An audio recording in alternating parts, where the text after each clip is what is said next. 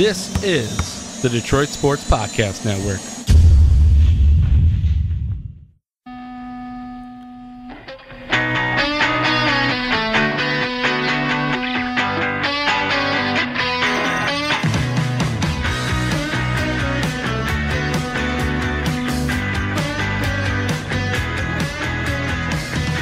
Welcome to the Monday Mashup, November 5th, 2018. Coming off a huge week of sports news. I'm not alone again, thank God, because I was getting tired of just talking to myself. I have Tanner joining me, my good friend, as per usual. What's up, man? What's going on? I'm back again. Everybody probably missed me. You know, not the humble brag there. Brag.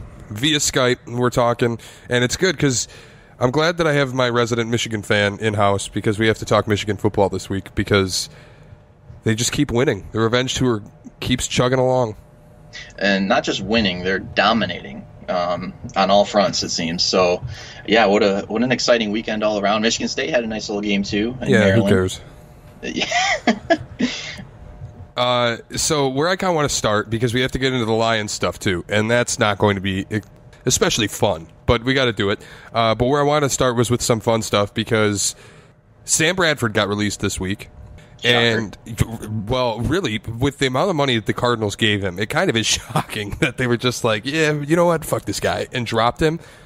But I want to honor Sam Bradford because I think not only is he the record holder for highest completion percentage in a single NFL season, he is also the greatest of all time, one of the greatest of all time, at securing the bag.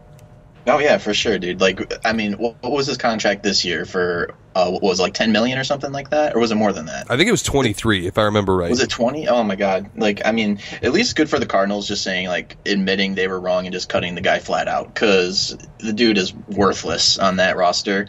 Josh Rosen's clearly the future, but I don't know why. I mean, even in preseason, I was scratching my head. Why the hell would you pay Sam Bradford that much money to do nothing? So, yeah, I don't know. Yeah, I saw a picture of Sam Bradford, and it said that he was released in his career in the NFL. He has a losing record. All of his stats are pretty much garbage. But, hey, he won a Heisman. But in his career, $135 million in earnings in the NFL. He is a securing-the-bag GOAT. No question. Yeah. And we have to remember, too, a number one overall pick, and I think that was right before they switched the CBA in the NFL, where, like, the draft picks don't get paid as much, but he definitely was, like, getting paid off of that rookie contract. And, you know, the funny thing is, too, is another team can pick him up now. So I would be shocked to see another NFL team pick up that contract, but who knows? There might be someone dumber than the Cardinals to pick that up. They'd have to be real stupid. If somebody picks, like, what team, I don't know. Now that I think about it, there are teams that need quarterbacks bad. The Bills could go for him. The Jaguars could be interesting. The Bills are a straight dumpster fire. I don't know if you saw any of that game today, but my Lord, they are, I don't even know, like, what word would describe them best, but it's not good. Are we ready to have the discussion that Nathan Peterman is the worst quarterback in the history of the NFL? I might be convinced. I really might be. I don't know how he still has a starting job. Like, I would really rather pick up an undrafted free agent out of a D2 school and start them over Nathan Peterman. Derek Anderson is better than Nathan Peterman, and Derek Anderson is so bad that the Bills had to run trick plays every snap against the Patriots. Yeah, I mean, and it's unlucky that he got hurt, but they're like, oh, I guess just go ahead, Nathan. Go ahead, just get on the field. But I feel bad for them at this point. I mean, you would think the Bills would love to see Josh Allen out there, and of course he's hurt, but you gotta feel bad for the Bills fans in some aspect for their season. I don't. Fuck them. Yeah, as a Patriots fan, I relish the Bills being terrible. Except I have to admit, I went to Bills Patriots last season, and I hung out with Bills Mafia, and they were actually pretty nice to me. Even though I was rocking a Julian Edelman jersey, they were pretty decent. Yeah, I mean, as a neutral NFC East fan, I'm not a fan of, or I'm sorry, AFC East fan. I'm not a fan of anybody in that division. I feel bad for them just because that is literally terrible. I don't know how they've won any games this year. Minnesota. We were talking to you, buddy. Yeah, I don't know what the hell happened to Minnesota in that loss, but I wanted to honor another guy because a story came out of Sports Illustrated today, and this is another guy who secured the bag. This is a guy who actually came out of college, got his bag, then didn't even give a fuck to do anything football related for the rest of his life. And of course I'm talking about Jamarcus Russell. The story came out today that the Raiders didn't think that he was studying game tape. And one day to figure this out, they sent him home with blank tapes, and he came back the next day and said that he studied the blitz packages, but the tapes were blank. That's incredible. Like, I mean, dude, the money got to his head or something. Like, the dude was fat. he was fat. He was eating good off the sideline. Dude, he was fat. The picture that they put on Instagram of him today, he was fat. That dude got a $63 million contract. He was like, fuck football. I don't even want to touch a football again in my life. Dude could have legitimately been a starting left guard or left tackle for that team. Instead, he's playing quarterback. So, I don't know. Al Davis, probably one of his worst mistakes. It was unbelievable. But, honestly, I have to respect Jamarcus Russell because that dude got his money, and now his net worth is $2 million. Dude did well for himself. I was going to say, didn't he go broke, though, afterwards? I feel like he was, like, in the league just trying to find money because he was going broke. I could be totally wrong and off base, but that sounds about right. Hey, I got to be honest.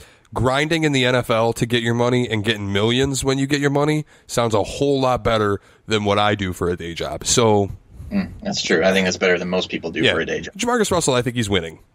Yeah, I guess so.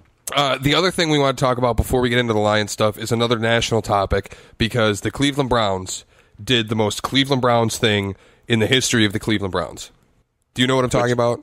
Oh, yes, of course. They fired Hugh Jackson, and then they made Greg Williams the defensive coordinator, their head coach. And along with that, they fired their offensive coordinator, Todd Haley. And, I mean, I didn't see Hugh Jackson being the coach of the future by any means, but I don't know. This just seemed to me premature.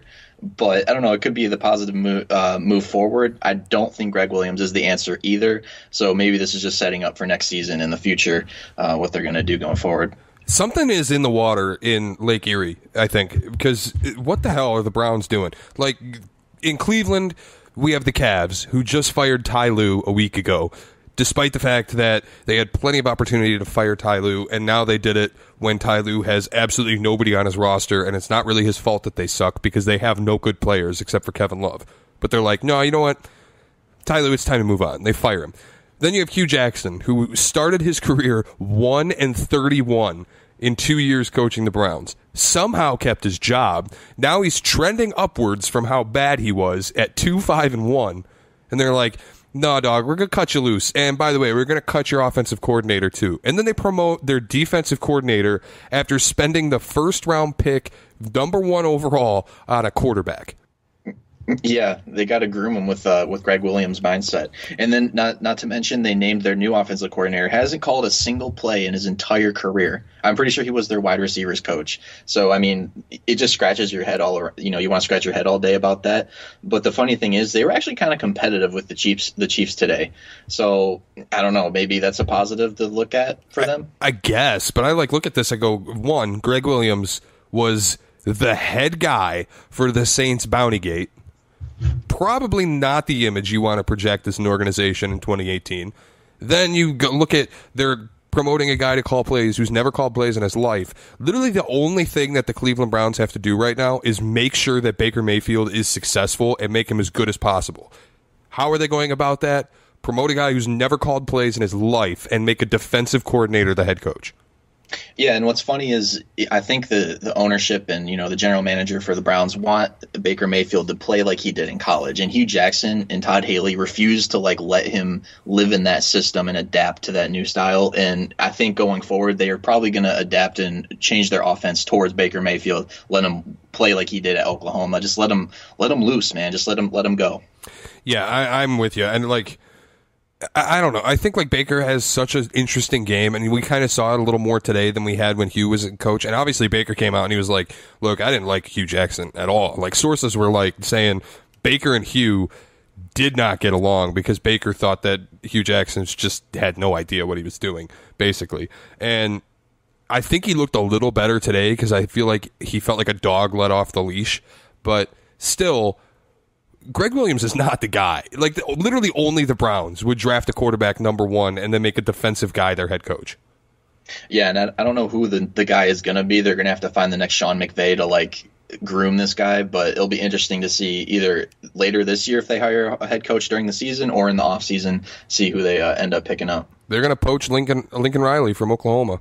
Get Baker back comfortable. I forgot. Yeah, that'd be a really good pickup by them, I think.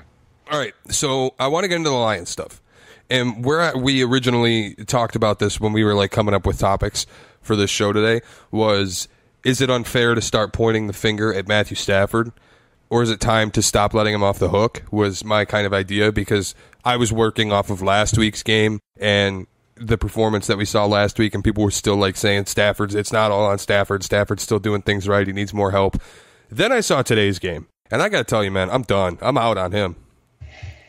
You're done? Like you're shipping him out of Detroit right now? I'm not saying I'm shipping him, but dude, it's year 10. We're not winning anything with this guy. There's no shot. You know, I listened to the episode last week, and you had some decent points. I wouldn't have put all the blame on Stafford, but this week the defense goes out there and actually has a pretty decent game by Detroit Lions defensive standards, and they hold the Vikings to 17 points. And then Stafford, the O-line couldn't protect worth a damn, but half of those sacks were definitely on Stafford because he was either holding the ball too long or their tempo on the offense was just not good all day long. I have problems with a lot of things after today's game. One is Matthew Stafford. I take issue with the way that he approached running the offense. I take issue with his inability to recognize anything that the defense was giving him in pre-snap looks. I think he looked a little bit lost a lot of that game. I think at some point in time he probably got scared because he was getting hit so much. But it was like a complete failure to adjust. And that also in part goes on Jim Bob Cooter, because how many times have we said about JBC over the past 3 years now, look, just give this guy a running game and we can find out if it's a scheme issue or if it's a personnel issue, and we can finally figure out where to put the blame with JBC. I'm out on JBC too, because there were no adjustments on that offense. We finally give this guy a run game. We've always said you have Matthew Stafford. If you give him a run game, the offense is going to be dynamic. You have a run game now that you can't really utilize because you're always behind the 8 ball, because your quarterback can't play offense in the first 3 quarters of a game, and you're constantly coming from behind. The offense is no more dynamic than it was a year ago or 2 years ago. And we got Stafford. Everybody's like, look, the offensive line sucked. He had no time to throw the ball. Well, a big part of that is him running the play clock all the way down on every single snap, letting the Vikings pass rush just tee off because there's no deception in the snap count at all. Yeah, I definitely agree. And that's what I meant by the tempo aspect of the offense is they need, for the whole entirety of Matt Stafford's career, hurry-up offense has been his go-to thing where he's had the most success. And that's why late in games, he comes back and he scores and he's really effective. And I don't know why it's so hard to understand for Jim Bob Cooter that hurry-up offense is the key to Matt Stafford moving the ball downfield. And today, some of it might have been on the receivers too. How much of it was Golden Tate not being on the field today? I've argued that Marvin Jones is not that great of a receiver as far as getting separation from his man. And when you have a guy like Xavier Rhodes the opposite of you all day, it's not going to be easy. And Kenny Golladay is kind of the same thing. He's solid, don't get me wrong, and he only had a few targets, but I wonder how much of that is also just coverage sacks. How often are these guys even getting open? And when a guy like Golden Tate goes off the field and is missing from this team, he doesn't have that little security blanket to dump off to. And a part of that, I'm sure, is lack of separation. A part of that is an inability. You have a really good running back. You have a stud running back, but you can't ever get him going because your team is constantly getting down early, which is a huge issue, too. That's where I was watching NFL Red Zone today. So the first things that I saw from the Lions were 2 red zone possessions where they had goal to go, first and goal to go twice, and they settled for field goals and lost about 20 yards on each of those plays. Part of that, I'm sure, is receivers aren't getting any separation. Golden Tate's not on the field. But how much of a red zone weapon has Golden Tate really been? Once you get into the red zone, it kind of congests that over-the-middle type style of route running that Golden Tate lives in. There's no red zone threat. Stafford looks lost when he has the ball in a clean pocket. He holds on to it for 7 seconds and lets the rush get there. And there's no deception, no pace in the offense. It's just like, next snap, all right, get up there, set everybody up. You don't really know what you're looking for because you couldn't recognize any blitzes or any coverage schemes. And he just sits there until there's 2 seconds left, taps his foot, and the Vikings pass rush tees off. Yeah, and I definitely agree with you. The red zone thing. It was abysmal. And, like you would think, okay, let's try a 50-50 ball to Marvin Jones in the corner. There wasn't any of that. There was just, I don't even know what to describe. The offensive line, especially in the red zone, was terrible. They couldn't block worth a damn. And, we touched on the running game. There was no running game today, Shea. They rushed the ball 24 times and got 66 yards. That's 2 yards a carry that they couldn't get. Or that they gained this game. So, it's like the offense was a terrible all around, and that has to fall on Matt Stafford and JBC, like we've been talking. Yeah, and again, I don't want to put this on Kerryon Johnson, and I don't really want to put it on the O-line either. I keep looking at Twitter, and I keep looking all over, and everybody's going, holy hell, what's going on with the Lions' offensive line? Why can't we get this together? Again, part of it is your quarterback can't recognize any blitzes or any coverage schemes, and he's not adjusting plays. He's not calling audibles. He's not doing the necessary things pre-snap to get his guys ready, and then he lets the clock go down and snaps it at the exact same time every single play. Of course they're going to be able to just tee off on your offensive line because they know exactly what's going to happen and when it's going to happen. That's part of why you can't get a run game going. That's part of why you got, 0.6 yards before contact on rushing attempts? Yeah, I mean, I don't know. It's just a terrible game all around, and, I don't know how they're going to adjust. They got a lot of big games coming up. They got the Bears, and I think they have the Panthers after that. So they got some tough defenses they got to play. And Minnesota hasn't been great on defense this year. So, I mean, who's to say that this offense is going to improve any more going forward? So the other thing we have to remember is, yes, Golden Tate got traded. The Lions, when they traded Golden Tate, effectively gave up on the season. Just saying, I think that was the most honest move the Lions have made in their history, in going, look, we're not going to win this division, so we're going to set ourselves up for 2019 because we're going to make sure it's a better year. I actually liked it, and I thought it was one of the things that they're adopting from the Patriot way that actually you could switch into working. Because mostly, you look at the Patriot way, it's not going to work anywhere else because you don't have Tom Brady anywhere else. But the part of the Patriot way that you can adopt is knowing when to get rid of your players. So I think bringing in Snacks and getting rid of Golden Tate is actually a really good move by the front office. But I do take issue with one other thing, and that is there's a lot of Lions fans out there with a ton of blind optimism and a ton of just unwavering loyalty to this team.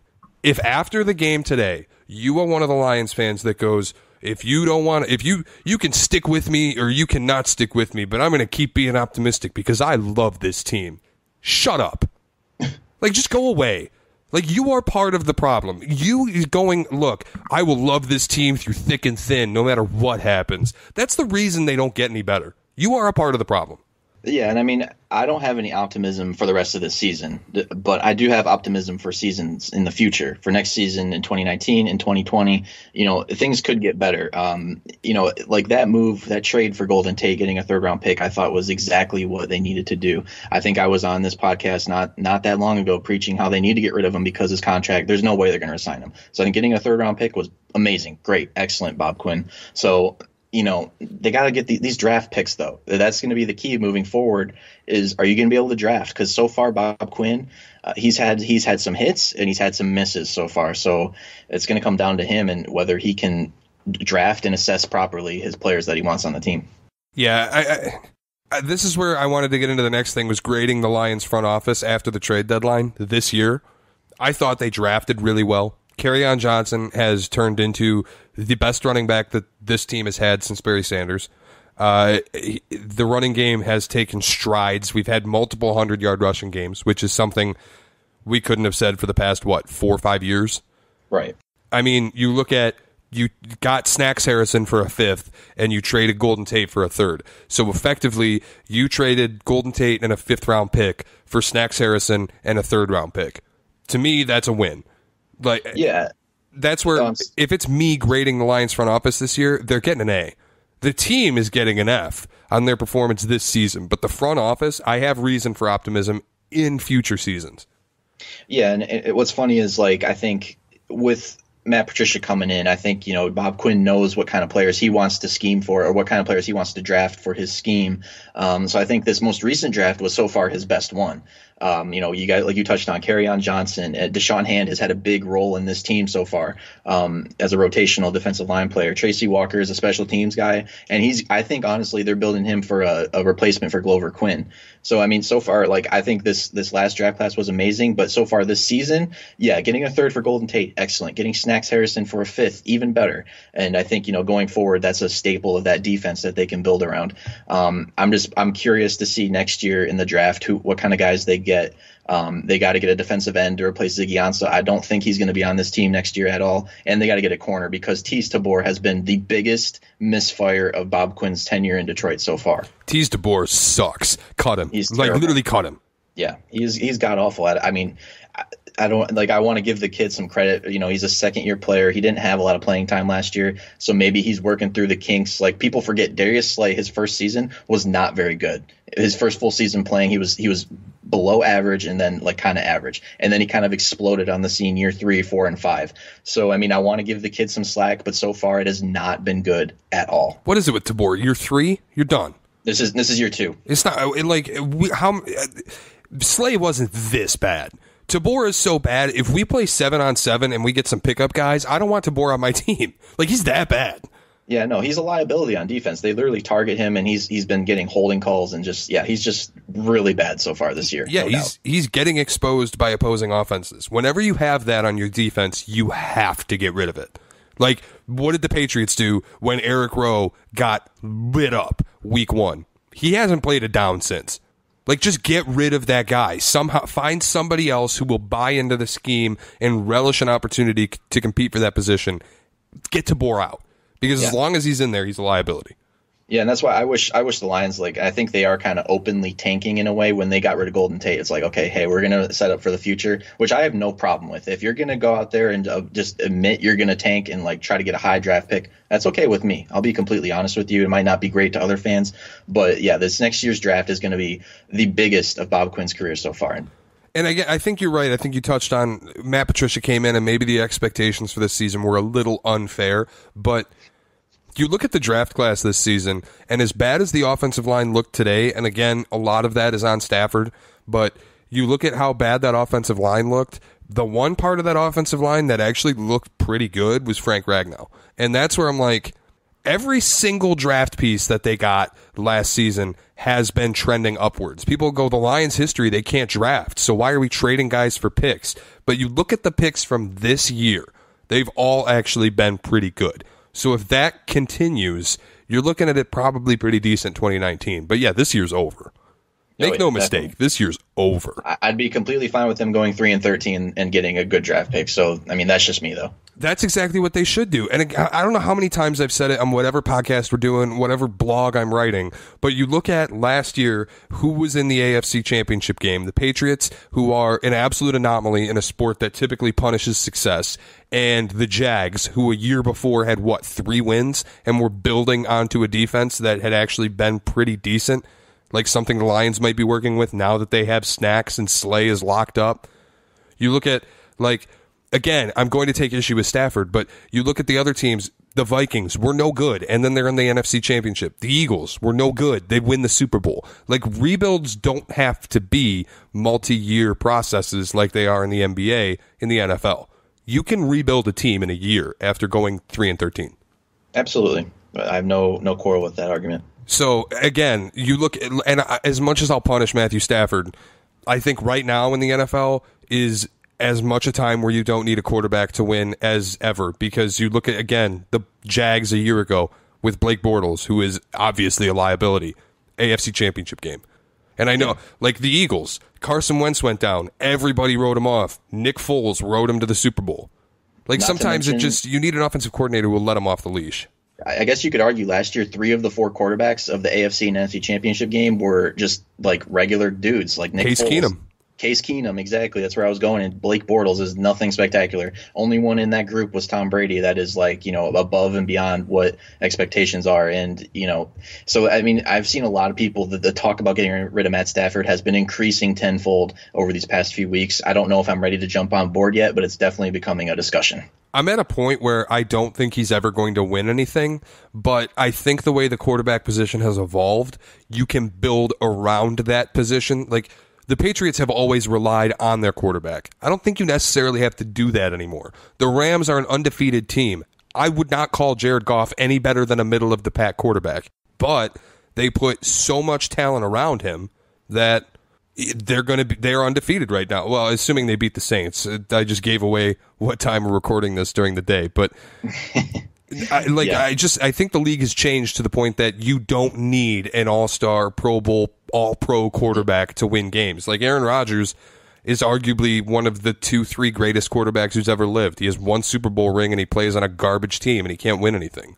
Like, a quarterback is not make or break anymore to me. One last point before we move on. You touched on Tom Brady, and he's not even the highest paid quarterback in the league, but yet he is one of the greatest of all time. And the problem Detroit fans have with Stafford is his pay. And, Brady has constantly shown his ability, and his willingness to take a pay cut to build better players around him. And I think moving forward, like, Stafford's going to have to do something similar if they want any shot at winning a playoff game, because he is taking up way too much cap space for them to do anything progressive on either side of the ball. Well, and that's the shot on Stafford that I constantly 100% agree with. I see a lack of leadership from him. Like, when the Patriots are losing games, Brady is up and down the sideline screaming at everybody. And it's not like he's punishing them. He's just firing them up. When the Lions are losing games, Stafford kind of walks off the field, unbuttons his helmet, walks over to the sideline, sits on the bench, puts his head down. He doesn't seem like he really cares that much. Takes all his money, secures the bag, like we were talking about. Just then he's just like, oh, well, I got all this money, but Tom Brady's constantly restructuring his contract to make less so that they can put better talent around him. If Stafford did that, there would be a better opportunity to win instead of let me eat up 80% of your cap every year and figure it out. I mean, yeah, one quick thing is next year Lions have like $40 million projected cap space, so that's a decent amount of money. I'm hoping they can do something productive with that in the free agency period, so we'll see. Defense. It's a same thing. Point to the – and honestly, I just looked at the score. The Rams might suck. They're getting blown out in New Orleans, but – They don't suck. Let's relax. Yeah, okay. But – you look at what they did, and they start the season 8-0. The only thing that they changed from last year, they added Brandon Cooks by trading a pick, but in free agency, they went after high-profile targets on defense, and Ndamukong Suh, Aqib Talib, and they made Marcus Peters. They made their defense that much better. That's the difference between last year and this year. So I think if the Lions go out and get like a Morris Claiborne from the Jets, who's a free agent, all of a sudden you're looking at a defense that you have a worthwhile cornerback to line up opposite Darius Slay instead of a Nevin Lawson or, God forbid, Tabor. I hope he doesn't see the field next year. That's all I'm going to say. Okay, so moving on to greener pastures in the state of Michigan, and Michigan football is Michigan football.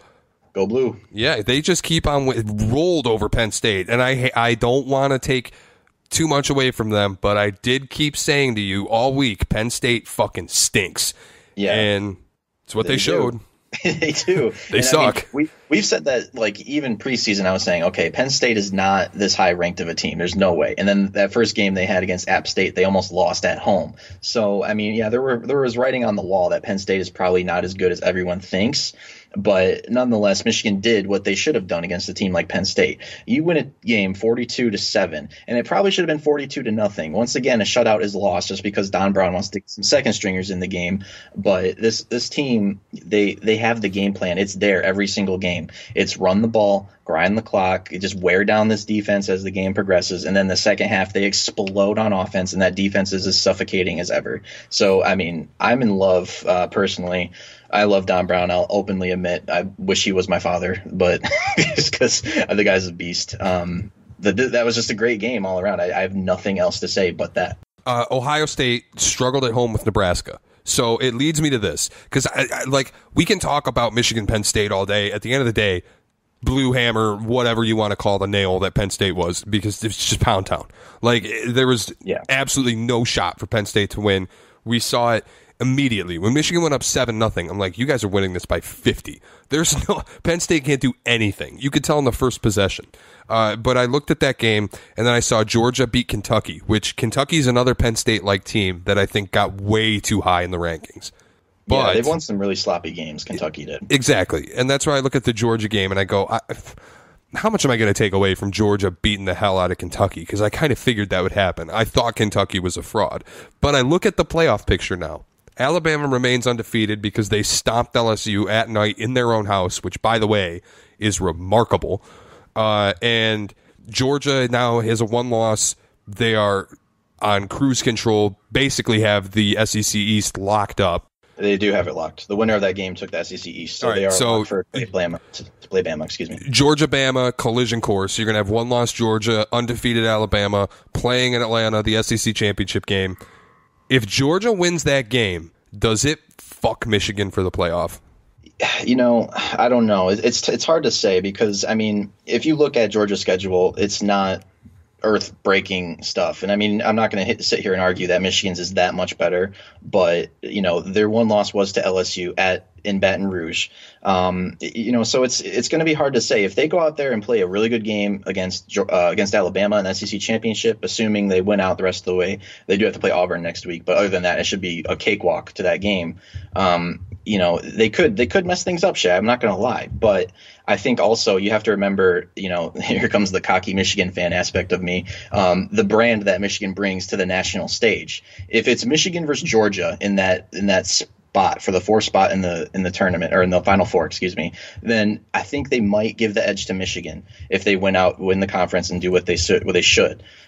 Just based on the fact they have more ranked wins, they will at that point over ranked opponents at the time, not at the end of the season. So, I mean, that's something you got to consider going forward. I'm not here to determine if Georgia is a better team than Michigan. I just think based on schedule and performance and all that stuff, Michigan would probably get the slight edge over Georgia. Yeah, and like you said, like, listen, Michigan brings a brand, and you were like cocky Michigan fan. I actually agree with you in that a lot of this has to do with money, and I think that you look at does the general public really want to see an all SEC title game again, where there was a ton of whining last year, and honestly, who gives a shit, because that was one of the best title games we've seen, and it was obviously the two best teams in the country. But does America really want to see an all SEC title game again? Probably not. Are they going to get a Michigan-Notre Dame rematch in the semifinal? Probably not, because America really doesn't want to see that either. But Bama, Michigan, two fan bases that bring in some of the most money in all of college football, playing a semifinal? Oh, yeah. I think that's automatic, almost. Yeah, and then you'd have Notre Dame versus Clemson. That'd be a great matchup as well. I'm hoping and praying Notre Dame loses, just because I don't think they're that great of a team. I know we lost to them week 1, but I have a bone to pick with that schedule they have the rest of the way. They haven't played really anybody. Their toughest game remaining is USC, but I'm getting sidetracked. But yeah, Michigan, like we touched on, the brand aspect of the national stage, Michigan would bring, you know, the storyline of Jim Harbaugh and the revenge tour and all this and that would be amazing for ratings. So I think, yeah, they probably would get the slight edge over Georgia in the 4th spot. Yeah, and I kind of agree with you, but I do think Georgia could screw things up if they win that game, just because it'll be tough to leave out the SEC champion and Alabama, because Alabama obviously has the pedigree, and they bring the money, and you would then be leaving out the SEC champion. My issue is this. This is the biggest thing that scares me for Michigan. They are very clearly the best team in the Big Ten. Not a knock. But the problem is the Big Ten sucks.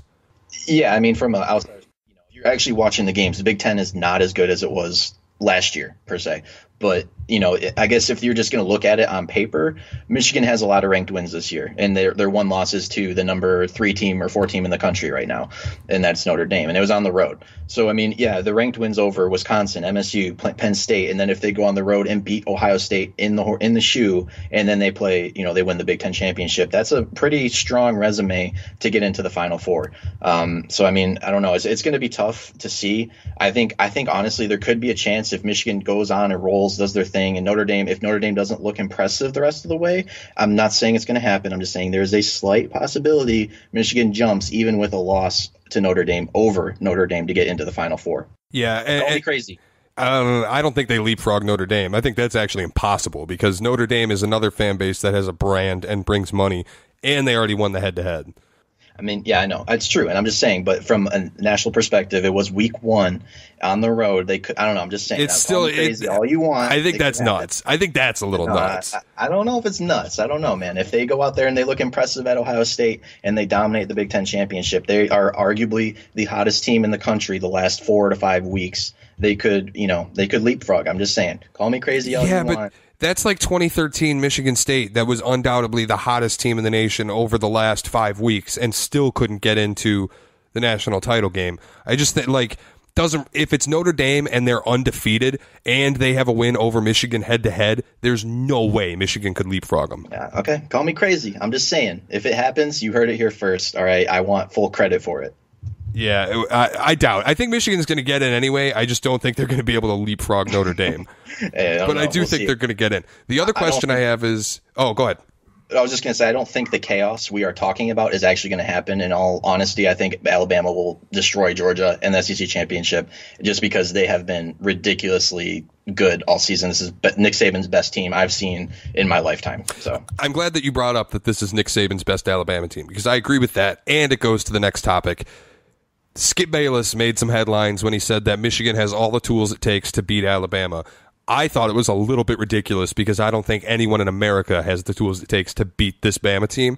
But can Michigan actually compete with them, or are they going to get blown off the field like every other team has? No, okay, this is where we're going to disagree because we discussed this off air. I think Michigan has a chance to make it competitive. Will they win the game, or would they win the game? I doubt it. I'd give them a 10 to 15% chance of winning that game. And that might be a little too high just because that offensive Bama is ridiculous. But that being said, we do have the best defense in the country by far. And I mean, maybe not by far, but definitely top 3 that I've seen this year. So, they can hang around. They definitely can hang around in that game. If Michigan, let's say this, Michigan goes into halftime of that game either tied or down 3 to 7 points. If they keep it single digits, I'd watch out, man, because, Michigan has a tendency to just outburst in the second half. They wear you down with a run game. They bore you and lull you to sleep, and then they hit you with a big play. That's the type of offense Jim Harbaugh runs in Michigan. And you call me crazy. I think they could hang around. They could make it competitive, keep it within single digits for a loss. I don't think that's outside of the realm of possibility. Okay, let's look at it this way too. What about this LSU game Bama just played? Do you think Michigan is better than LSU? I personally think they are. I think they have a better quarterback than Joe Burrow. I think they have a better defense than LSU. I don't think they're getting shut out against Alabama. So, I guess that's the only positive I can point to. This is my problem. And maybe we're not going to know until we see it happen on the field, but this is just where I'm at with it. And I kind of want to just talk this through with you, just from my perspective, is, yes, Michigan has the number 1 defense in America. I've said before, college football will always leave us with what ifs. It will always leave us with more questions than answers, no matter how it gets settled. You could make it an 8-team playoff. We would still have questions about 9 and 10. You could make it a 6-team playoff. We would still have questions about 7 and 8. No matter what you do, there will always be what ifs. And I don't think it's always necessarily who you played. It's more so when you played them and where you played them, especially in college football. Absolutely. So that's where I look at the number 1 defense in Michigan. And then I look at who they played. And I don't see a single offense that scares me. I look at Notre Dame. That's the best offense they've played. The problem I have with it is Notre Dame was still starting, who is now their backup quarterback. You didn't play Ian Book. I look at then after that, Western Michigan, SMU, teams that are not good. Then you keep going. You look at a Michigan State offense that had a horrible Brian Lewerke with a shoulder injury and a guy we're going to get to in a couple minutes. Wisconsin, Hornibrook sucks. Jonathan Taylor, good player, but he had no help because they're so one-dimensional when they can't throw the ball. Then you look at Penn State. It's an offense that looked awful against Michigan State. It's an offense that looked kind of flat a week ago. It's an offense that came out against Michigan and what's-his-face just looked horrible. I can't think. I'm blanking on the Penn State quarterback's name. Help me out. McSorley. Yeah, McSorley. Trace McSorley. And then, so I think the best quarterback that Michigan has seen was Clayton Thorson, who lit him up for 17 in the first half, and then, of course, didn't score again. But it is like, I have questions, because, yes, they're the number one defense in America. I don't think they've seen an offense that's anywhere near what Bama brings to the table. And that's kind of where Bama has that number one offense, and their defense is really, really good, too. And they just went to LSU, one of the toughest places to play in America, at night against the number 3 team. They were a 14.5-point favorite, and they stomped them in their own house. Like, I just think Bama is on a different planet. They might be in a different universe than the rest of college football this year. And I mean, yeah, I'm not going to argue with you. I mean, like I said before, this is Alabama's best team that I've seen in my lifetime. And there's been some pretty good Bama teams, not to mention Shea. So, I mean, okay, there's an interesting thing to think about, too. When an opposing offense comes in, they are averaging 17 less points per game against this defense. That's a huge margin, Shea. That is ginormous. And to think, Don Brown is king second half adjustments. The whole entire year, it's been second half adjustments. He's held opponents to just crazy low yards per game, crazy low scores. It's crazy to think about. But I just think, the question was, can Michigan be competitive with Alabama? I do think that is possible. I really do. And I think, if Vegas was making a spread between Michigan and Alabama on a neutral field site, 1-4, I think it would open up at 10 points. I don't think that's. I was going to say, I would guess Alabama minus 10. Yeah, and I think Michigan could hit the under. They could go under that point. So I don't know. I mean, it's hard to say right now because, like you said, Michigan hasn't played the best offenses. I will say that, but they do have a decent offense in Ohio State coming up, so they will get tested on the road, not to mention. So we'll see the true colors of this team going forward, and if they can close out the revenge tour and then capitalize on a Big Ten championship potentially.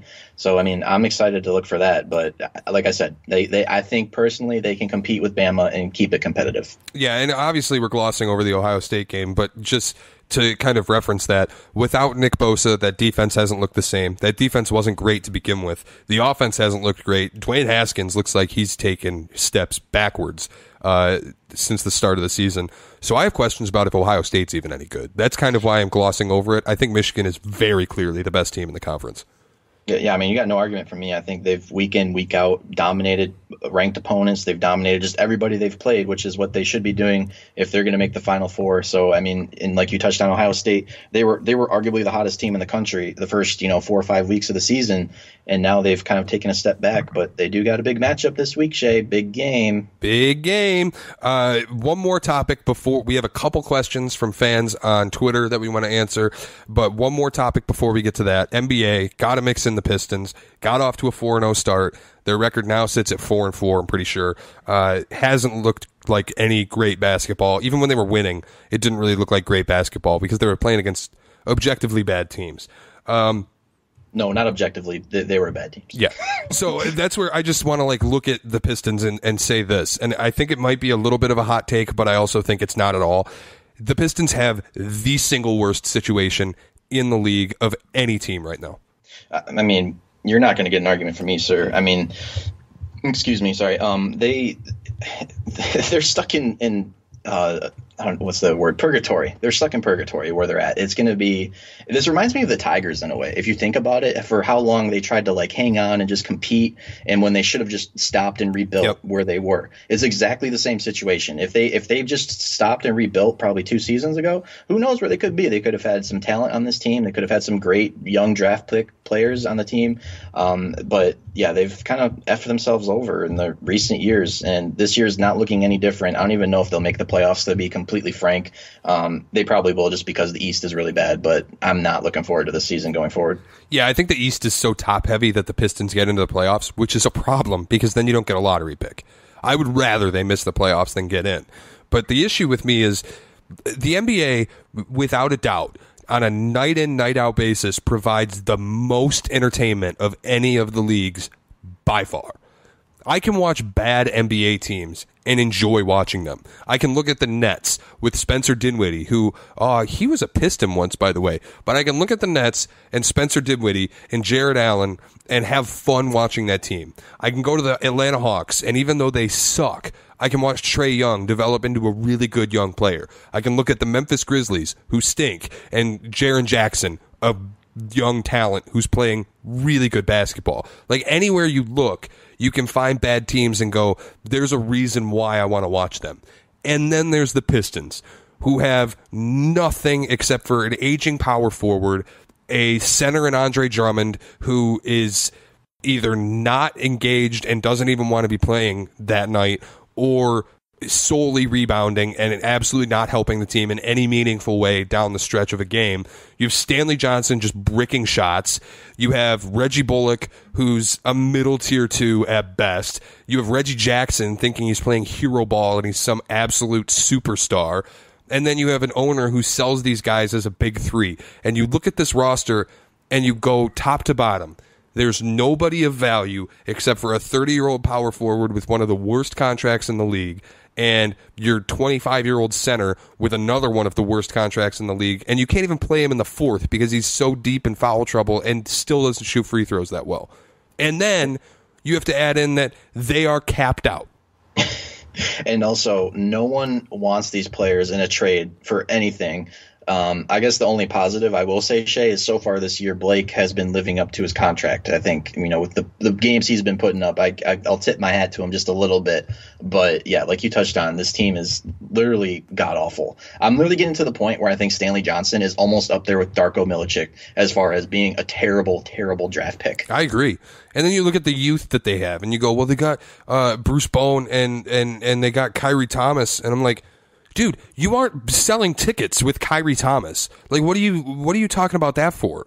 The only reason that people are going to Pistons games is to see the Celtics or the Warriors or the Rockets or whatever other primo matchup you can sell, because nobody wants to go and watch the Pistons. Yeah, I don't think anybody. I think last year was such a desperate move to sell seats. I feel like that was part of the reason why they went and got Blake Griffin was, maybe if we get a superstar, quote unquote, we'll sell some seats. But no one's like going crazy over Blake Griffin. Like, he's not like the flashiest, all-star in the league. These fans want a point guard, a young point guard who can make plays, or a small forward, not named Stanley Johnson, who goes like 0 for 8 from 3-point. I don't know why he ever shoots the ball. And, it frustrates me talking about them. That's why I barely talk about them. Yeah, but that's where I hammer Lions fans, because they have this blind optimism and this blind loyalty where no matter how bad the team is, they still sell out Ford Field. They still put up monster TV numbers. They're always loyal to this team, one pride and all that bullshit. And I hammer them because I go, as long as you do that, the Lions have absolutely no reason to do anything differently. You are enabling the status quo by being this loyal of a fan. Pistons fans, at least, I think, are smart, and when they got Blake Griffin, most of them saw right through it, and they were like, nah, dude, like, this Blake Griffin shit, it's not going to win me over. You really just screwed this team for 5 years. Yeah, when you trade away a first-round draft pick, which, it could have been a blessing, because they probably would have just messed that up, too, because obviously their draft history has been ass, I will say that, so I don't even know. They would have got Shea Gilgeous-Alexander or Miles Bridges. Those two guys are balling. No, Shea, they wouldn't have, because they don't know how to draft. They would not have picked those players. They would have picked a guy. They would have reached for a guy who was probably a high first-round pick. Let's be honest. Let's keep it a buck. So I don't even know. They need new ownership, new GM. I don't even know. I'm over it. I'm done watching this team. Maybe I'll tune in for the playoffs just because I'll be bored and I'll want to watch them get absolutely destroyed by the Celtics. Yeah, I could watch that sweep. Yeah, gets just absolutely demolished by Kawhi Leonard or Kyrie. So yeah, I can't wait for that. But I'm good. Thank God I have the Celtics. The Celtics aren't even playing well, but I'm not concerned about it because I would rather them learn to gel and then be ready to go for the finals. Thank God I have them, because if all I had to watch was the Pistons, I would be absolutely furious.